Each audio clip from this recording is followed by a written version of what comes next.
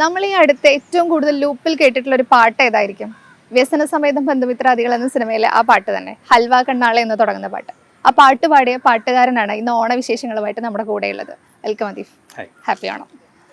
നമുക്ക് പാട്ട് വിശേഷങ്ങളിൽ തന്നെ തുടങ്ങാൻ തോന്നുന്നു. ഏറ്റവും ഒടുവിലത്തെയും ഏറ്റവും പുതിയ വിശേഷം അത് തന്നെയാണ്, ഹൽവ കണ്ണാളെ.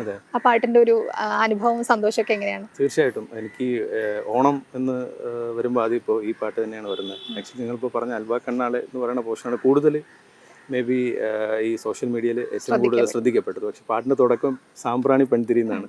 അപ്പോൾ അത് പലരും അത് മറന്നു പോകുന്നുണ്ട്. ആ ഒരു പോർഷനാണ് കൂടുതലും. അപ്പോൾ ഒരുപാട് സന്തോഷമുണ്ട് ഇപ്പോൾ ഈ ഓണത്തിന് ഇങ്ങനെ ഒരു പാട്ട് പാടാൻ കഴിഞ്ഞ ഒക്കെ ഒരുപാട് ആളിലേക്ക് എത്തി എന്നുള്ളതാണ്. ഇപ്പോൾ സോഷ്യൽ മീഡിയ ഇൻസ്റ്റാഗ്രാമിലൊക്കെ തന്നെയാണെങ്കിൽ ഒരുപാട് റീൽസ് അതിന് ഉണ്ടായി. അപ്പോൾ അതൊക്കെ ഒരുപാട് സന്തോഷം പറഞ്ഞു. പാട്ടെല്ലാവരും ശ്രദ്ധിക്കപ്പെട്ടു. സ്വാഭാവികമായിട്ടും കുറെ ചോദ്യങ്ങൾ വന്നത്, എന്താണ് ഈ ഹൽവ കണ്ണാളെ, സൽവാർ ചെണ്ടാളെ എന്നുള്ള ചോദ്യങ്ങളൊക്കെ കേട്ടിട്ടുണ്ടാവുമല്ലോ. അതെ, അത് തീർച്ചയായിട്ടും വിനായക് ശശികുമാറാണ് അതിൻ്റെ വരികൾ. അപ്പോൾ ഈ വ്യസന സമേതം ബന്ധുമിത്രാദികൾ കൂടുതലും ട്രിവാൻഡ്രം ഭയങ്കരമായിട്ട് കൊളോക്കിയലി ബന്ധമുള്ള ഒരു മൂവി ആയതുകൊണ്ടും അപ്പോൾ അതിന് അതിൻ്റെതായ ഭാഷ ശൈലി വരണമെന്ന് ഒരു പ്രീ പ്ലാൻഡ് ആയിരുന്നു. അപ്പോൾ അതിൻ്റെ മ്യൂസിക് ഡയറക്ടർ ആണെങ്കിലും അതിൻ്റെ പ്രൊഡ്യൂസർ ആണെങ്കിലും അപ്പോൾ വിനായകൻ അങ്ങനെ ഒരു നല്ലൊരു ട്രിവാൻഡ്രത്തിന് വേണ്ടി ഒരു പാട്ട് എഴുതാൻ പറ്റി എന്നുള്ളൊരു തീരുമാനമായിരിക്കണം. അതൊരു ട്രിവാൻഡ്രത്തുകാരൻ പാടുമ്പോൾ കുറച്ചും കൂടെ എളുപ്പമായിട്ടുണ്ടാവും. തീർച്ചയായിട്ടും. ഹൽവ കണ്ണാളെ എന്ന് പറയുന്നത് ഇവിടെ കൂടുതലും ട്രിവാൻഡ്രത്താണ് അങ്ങനെ ഹൽവ എന്ന് പറയുന്നത്. ഹൽവയ കോഴിക്കോടൊക്കെ പോകുമ്പോഴത്തേക്കും സ്വാഭാവികമായിട്ടും ഹൽവ എന്ന് പറയുന്ന ഇവിടെ ട്രിവാൻഡ്രത്ത് ഹൽവ എന്ന് പറയും. ഉറപ്പായിട്ടും പാട്ടിന്റെ വിശേഷങ്ങൾ പറയുമ്പോൾ കാണുന്ന പ്രേക്ഷകർക്ക് അത് കേൾക്കാൻ കൂടി ആഗ്രഹം ഉണ്ടാവും. ഈ ഇൻസ്ട്രുമെന്റ്സിന്റെ ഒന്നും അകമ്പടി ഇല്ലാതെ അത് കേൾക്കാന്ന് പറയുന്ന ഒരു സന്തോഷമാണല്ലോ. അപ്പൊ രണ്ടുപേരി പാടിയിട്ട് നമുക്ക് തീർച്ചയായിട്ടും.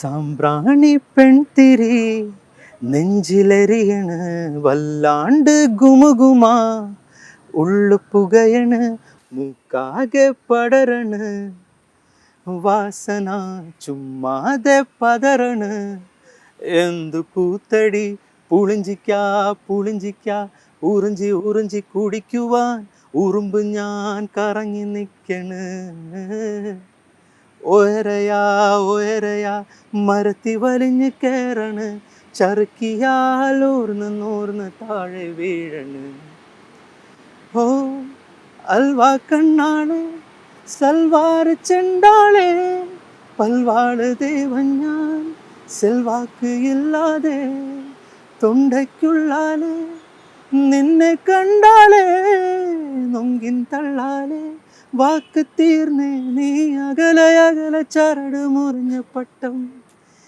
ഞാൻ ചുവടക്കറങ്ങി മറന്ന് പരിസരം ഇന്നാറടി മണ്ണിൽ കുഴിച്ച് മൂടണ ഇഷ്ടം ഞാൻ ജനിച്ചേ മരിച്ചേ പലവട്ടം. ഹൽവ കണ്ണാളി എന്ന് പറഞ്ഞാൽ അത്രയും സ്വീറ്റ് ആയിട്ടുള്ള കണ്ണുകളുള്ള എന്നുള്ളതാണ്. അങ്ങനെ ആയിരിക്കാം. ഓക്കെ, വിനായകിന്റെ വരികളാണ്. ഇതിന് നേരത്തെ സുഹൈൽ കോയയുടെ ഓന ഹിജാബിയെ കണ്ട് എന്ന് പറയുന്ന പാട്ട് BK ഹരിനാരായണന്റെ വരികളിൽ പാടിയിട്ടുണ്ട്, റഫീഖ് അഹമ്മദിന്റെ വരികളിൽ പാടിയിട്ടുണ്ട്. അപ്പം പാടിയ പാട്ടുകൾ എടുത്ത് നോക്കുമ്പോഴേ ശ്രദ്ധിക്കപ്പെട്ട ആളുകളുടെ വരികളിലൊക്കെ പാടാനുള്ള അവസരം കിട്ടിയിട്ടുണ്ട്. അപ്പൊ ആ ഒരു സന്തോഷം ഒരുപാട് സന്തോഷമുണ്ട്. ഇന്നിപ്പോ സംസാരിക്കപ്പെടുന്ന ഒരുപാട് ആർട്ടിസ്റ്റുകളോട് വർക്ക് ചെയ്യാൻ പറ്റി എന്നുള്ളത് ഒരുപാട് ഒരു സന്തോഷം ഉണ്ടാക്കുന്ന കാര്യമില്ല. കവർ സോങ്ങുകളിൽ നിന്നാണ് തുടങ്ങുന്നത്, പിന്നീട് സിനിമയിൽ പാടിയ കവർ സോങ്ങുകളൊക്കെ ഒരുപാട് ആളുകൾ ശ്രദ്ധിക്കപ്പെട്ടതുമാണ്, സ്വീകരിക്കപ്പെട്ടിട്ടുള്ള പാട്ടുകൾ വരുന്നു. പക്ഷേ അപ്പോഴും എപ്പോഴും നമ്മുടെ പാടുന്ന ആളുകളെ സംബന്ധിച്ചുള്ള ഒരു വലിയൊരു കൺസേൺ ആണ് ഇൻഡിപെൻഡന്റ് മ്യൂസിക്കിന്റെ ഒരു സാധ്യത എത്രത്തോളം കേരളത്തിലുണ്ട് എന്നുള്ളത്. നമ്മൾ പാട്ടുകാരനാണെന്ന് പറയുമ്പോൾ സിനിമയിൽ പാടിയിട്ടുണ്ടോ എന്നുള്ളതാണ് പലപ്പോഴും ഒരു ചോദ്യം വരാറ്. അപ്പോൾ ആ ഒരു പ്രതിസന്ധിയെ എങ്ങനെയാണ് കാണുന്നത് ഒരു മ്യൂസീഷ്യൻ എന്നുള്ള രീതിയിൽ? ആക്ച്വലി ഇപ്പോൾ കവേഴ്സ് എന്ന് പറയുമ്പോൾ ഒരു ടൈമിൽ അത് ഭയങ്കര ഒരു മീഡിയം ആയിരുന്നു. എല്ലാവർക്കും ഒരു ലൈം ലൈറ്റിലോട്ട് വരാൻ വേണ്ടിയിട്ട് കവേഴ്സ് ഭയങ്കരമായിട്ട് കണക്ട് ചെയ്യും ആളുകൾ മുന്നേ ഉള്ള പാട്ടുകൾ. അപ്പോൾ അത് എല്ലാ ആർട്ടിസ്റ്റും ആ സമയത്ത് അത് യൂസ് ചെയ്തിട്ടുണ്ടെന്ന് വേണം പറയാം. അപ്പോൾ ഇന്നത്തെ സാധ്യതകൾ ഏറ്റവും കൂടുതൽ ഇന്ന് വരുന്ന പുതിയ ആർട്ടിസ്റ്റുകൾ ഏറ്റവും കൂടുതൽ അവരെ സ്വന്തം പാട്ടുകൾ തന്നെയാണ് ചെയ്യണം എന്നുള്ള ഒരു ഉറപ്പോടുകൂടി തന്നെയാണ് ഇപ്പോൾ ചെയ്യുന്നത് എല്ലാ പാട്ടുകളും. അപ്പോൾ നേരത്തെ പറഞ്ഞതുപോലെ ഇതിൽ ഏറ്റവും കൂടുതൽ സാധ്യത, അതായത് പാട്ടുകൾ സെലിബ്രേറ്റ് ചെയ്യപ്പെടുന്നത് അൾട്ടിമേറ്റ്ലി മൂവിയിൽ പാടുമ്പോഴാണ് എന്നുള്ളൊരു തെറ്റിദ്ധാരണ ഉണ്ട്. പക്ഷെ അതൊരു തെറ്റായ ധാരണ മാത്രമാണെന്നാണ് എൻ്റെയും വിശ്വാസം. പിന്നെ പുതിയ പാട്ടുകൾക്ക് വരുന്നത് തന്നെയാണ് എന്തുകൊണ്ടും കാര്യം. ഇന്നിപ്പോൾ തമിഴ് ഇൻഡസ്ട്രി അല്ലെങ്കിൽ ബോളിവുഡ് പോലെ അല്ല ഇന്ന് കൂടുതൽ ഏറ്റവും കൂടുതൽ ഇപ്പം മലയാളം ഒരുപാട് ഇൻഡിപെൻഡൻറ്റ് സോങ്സ് അല്ലെങ്കിൽ ആർട്ടിസ്റ്റുകൾ ഒരുപാട് വരണുണ്ട്. അപ്പം ഒരുപാട് സന്തോഷമുണ്ട്. നല്ലൊരു മൂവ്മെന്റ് അല്ലേ അത്? അതെ, പുതിയ പാട്ടുകാർ പ്രത്യേകിച്ചല്ലേ, നേരത്തേനൊക്കെ അതെ അതെ അതെ. ആദ്യത്തെ പോലെയല്ല, നമ്മൾ പാടിക്കഴിഞ്ഞു കഴിഞ്ഞാൽ അത് പാട്ട് കഴിഞ്ഞ് നമുക്ക് ഇങ്ങോട്ട് മാറി നിൽക്കാൻ വേണ്ടി പറ്റില്ല. ഇതിന് ആളുകളിലേക്ക് എത്തിക്കുക എന്നുള്ളൊരു സോഷ്യൽ മീഡിയ വല്ലാതെ ഉപയോഗിക്കേണ്ട ഒരു അവസ്ഥ കൂടിയുണ്ട്. അതൊക്കെ കാര്യമായിട്ട് ഉപയോഗിക്കുന്ന ആളാണോ? ഞാൻ ഒരുപാട് അങ്ങനെ സോഷ്യൽ മീഡിയ ഭയങ്കരമായിട്ട് ലൈവായിട്ട് നിൽക്കുന്ന ഒരു മനുഷ്യനല്ല. പക്ഷേ ഇതിന്റെ ഒരു ഭാഗമുണ്ട് എന്നുള്ളത് സത്യം തന്നെയാണ്. ഇപ്പം മൂവിക്കാണെങ്കിലും ഈ പറഞ്ഞ ഒരു ഇൻഡിപെൻഡന്റ് സോങ്സിനാണെങ്കിലും സോഷ്യൽ മീഡിയ ഭയങ്കര ഒരു ഭാഗമായിട്ട് മാറിക്കൊണ്ടിരിക്കുകയാണ്. അത് ഉപേക്ഷിച്ച് അത് മാറ്റി നിർത്തിക്കൊണ്ട് ഒരു സർവൈവ് ഇല്ല, അത് പറയാനേ പറ്റുള്ളൂ. നമുക്ക് മാറ്റി നിർത്താം, അല്ലെങ്കിൽ നമുക്ക് ഇങ്ങനെയും ചെയ്യാം എന്നുള്ളത്. അത് നടക്കും എന്നുള്ളൊരു വിശ്വാസക്കുറവുണ്ട്. സിനിമയിലും അങ്ങനെ തന്നെയല്ലേ? ഇപ്പം എനിക്ക് തോന്നുന്നു അദീഫൊക്കെ വന്നിട്ടുള്ള ഒരു നമ്മൾ നേരത്തെയുള്ള സിനിമകളിലെ പ്രൊമോഷൻസ് കണ്ട് ശീലിച്ച ആളുകളാണ് നമ്മൾ പാടി തുടങ്ങിയപ്പോൾ അതിന്റെ പ്രൊമോഷന്റെ ഭാഗമാവുന്നുണ്ട്. ഇപ്പം ആദ്യമൊക്കെ സിനിമ നമ്മൾ അതിൻ്റെ അകത്ത് നമ്മുടെ വർക്ക് എന്താണ്, ഇപ്പോൾ വരികൾ എഴുതുകയാണോ, ഡയറക്റ്റ് ചെയ്യുകയാണോ, പ്രൊഡ്യൂസ് ചെയ്യുകയാണോ, പാടുകയാണെങ്കിൽ പോലും അത് ചെയ്യുന്നു, പിന്നെ നമുക്ക് മാറി നിൽക്കാം. പിന്നീട് പോസ്റ്ററുകളിലൂടെയൊക്കെയാണ് അതിന്റെ ഒരു പ്രൊമോഷൻ നടക്കുന്നത്. പക്ഷെ ഇന്ന് അങ്ങനെയല്ല. നമ്മൾ പാടുന്ന ആളും വരികൾ എഴുതുന്ന ആളൊക്കെ അതിന്റെ പ്രൊമോഷന്റെ ഭാഗമാണ്. പല വേദികളിലും ഒക്കെ നമ്മൾ ക്യാമ്പസുകളിലൊക്കെ പോകേണ്ടി വരും. ആ ഒരു എക്സ്പീരിയൻസ് എങ്ങനെയായിരുന്നു? തീർച്ചയായിട്ടും. ഇപ്പോൾ വ്യസന സമയത്ത് നടന്ന സമയത്ത് തന്നെ നമ്മൾ പ്രൊമോഷന് വേണ്ടിയിട്ട് ഈ കേരളം കംപ്ലീറ്റ് പോയിട്ടുണ്ടായിരുന്നു. അപ്പോൾ അത് ഭയങ്കര എക്സ്പീരിയൻസ് ആയിരുന്നു ആക്ച്വലി. അപ്പോൾ ഒരുപാട് ആർട്ടിസ്റ്റുകളെ സംബന്ധിച്ചോളം അത് ഭയങ്കര ആവശ്യകത ഉള്ള ഒരു കാര്യമായിട്ട് ഞാൻ ചിന്തിച്ചിട്ടുള്ളൂ. കാര്യം റീസൺ ഈ പറഞ്ഞതുപോലെ ഒരുപാട് പേരിലേക്ക് എത്തും. ഒരു മൂവി എന്നുള്ളതിലുപരിയും ഒരു ആർട്ടിസ്റ്റ് എന്നുള്ള രീതിയിൽ ഇപ്പം നമ്മൾ കേരളമല്ലേ, അപ്പൊ എല്ലാരും പോയി കാണുന്നത്, നമ്മൾ പേഴ്സണലി പോയി കണ്ട് നമ്മളൊരു ആർട്ടിനെ കുറിച്ച് ഇൻട്രൊഡ്യൂസ് ചെയ്യുന്നത്. അപ്പൊ അത് വലിയൊരു കാര്യമാണ് പ്രൊമോഷൻ എന്നുള്ളത്. എനിക്കത് ഭയങ്കര പോസിറ്റീവായിട്ട് തോന്നിയിട്ടുള്ളൂ. പാടിയ പാട്ട് ഈ പ്രൊമോഷന്റെ ഭാഗമായിട്ട് നമ്മൾ അവിടെ എത്തുമ്പോഴേ ആ വേദിയിൽ പാടുമ്പോൾ കൂടി അവിടുന്ന് റിയാക്ഷൻ നമുക്ക് അറിയാൻ പറ്റും. അത് എങ്ങനെയായിരുന്നു? അത് ഞാൻ എൻ്റെ എക്സ്പീരിയൻസ് പറയണമെങ്കിൽ, ഞാൻ ഇതിനു മുന്നേ പാടിയ പാട്ടുകൾ പാടുമ്പോഴത്തേക്കും വരെ എൻ്റെ അടുത്ത് എന്നെ കൂടുതൽ മുഖപരിചയം കുറവാണ്. ഞാൻ അങ്ങോട്ട് പോകുമ്പോഴത്തേക്കും അപ്പോൾ ഞാൻ പാടിയ പാട്ടുകൾ ചിലപ്പോൾ പാടുമ്പോഴത്തേക്കും ആരോ ഈ പാട്ട് പുള്ളിയാണോ പാടിയെന്നുള്ളൊരു അതൊക്കെ ഭയങ്കര എക്സ്പീരിയൻസ് ആയിരുന്നു. ഏറ്റവും കൂടുതൽ ഈ റിയാക്ഷൻസ് തരുന്നത് ഏതൊരു ഗ്രൂപ്പ് ഓഫ് ആൾക്കാരാണ്? യങ്ങായിട്ടുള്ള കുട്ടികളാണോ അതോ എങ്ങനെയായിരുന്നു? ഇപ്പോൾ ഈ വ്യസന സമേതം പറയുകയാണെങ്കിൽ നമ്മൾ അതിന്റെ പ്രൊമോഷന് പോകുമ്പോഴത്തേക്കും ഈവൻ സ്കൂളിൽ വരെ പോയിട്ടുണ്ട്. അപ്പൊ അതിന് ഭയങ്കര റെസ്പോൺസ് ആയിരുന്നു സ്കൂളിൽ വരെയും. വളരെ ചെറിയ പിള്ളേർ വരെയും അതിന് ഭയങ്കരമായിട്ട് റെസ്പോണ്ട് ചെയ്തു, ഓരോ പാട്ടിനും, ഈവൻ നമ്മുടെ മൂവി സോങ്സിനും എല്ലാത്തിനും. അപ്പോൾ അത് ചെറിയ പിള്ളേരാണ് ഇനി അങ്ങോട്ട് ഭയങ്കര ഒരു പോസിറ്റീവ് തിങ് ആണ്. ഓണവിശേഷങ്ങൾ പറയുകയാണെങ്കിൽ എങ്ങനെയായിരിക്കും?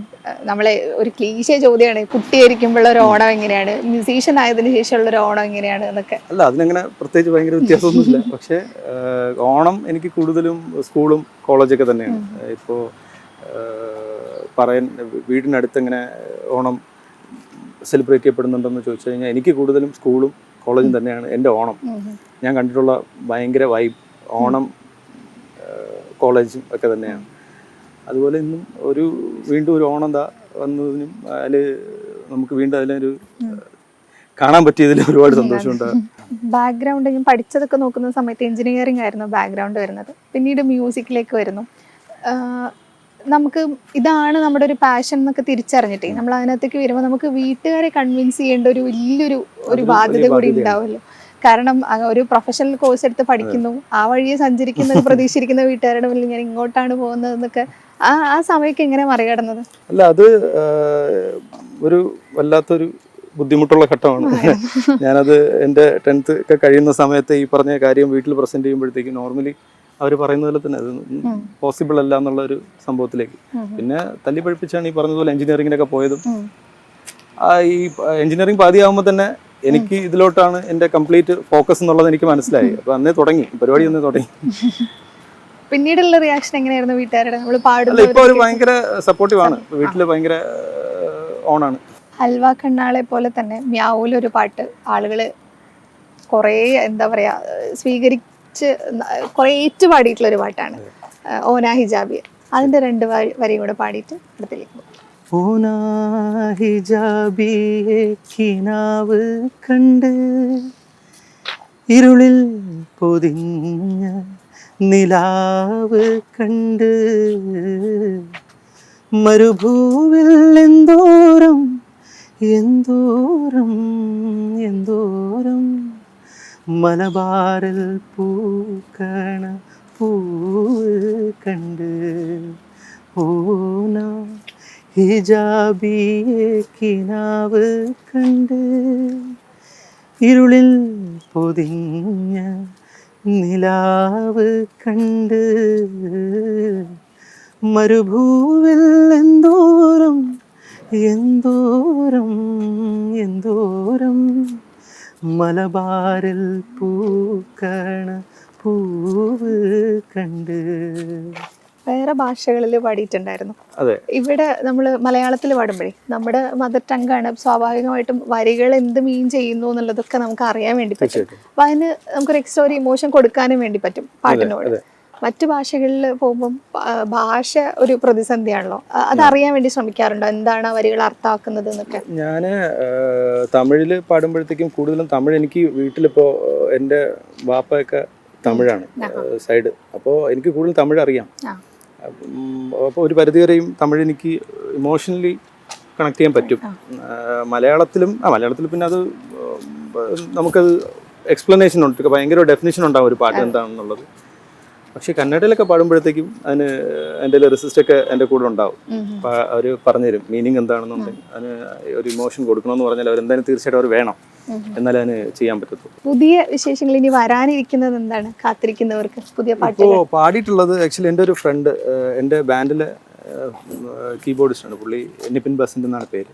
പുള്ളിയുടെ ഫസ്റ്റ് ഡെബ്യൂ മൂവി, പുള്ളി മ്യൂസിക് ചെയ്ത മൂവി, മാത്യു തോമസ് ആണ് അതിൻ്റെ ആക്ടർ. സുഖമാണോ സുഖമാണ് എന്നാണ് പടത്തിൻ്റെ പേര്. അപ്പോൾ ഇപ്പോൾ 2-3 ദിവസം മുന്നേ എൻ്റെ ഫസ്റ്റ് ലുക്ക് റിലീസൊക്കെ ആയിട്ടേ ഉള്ളൂ.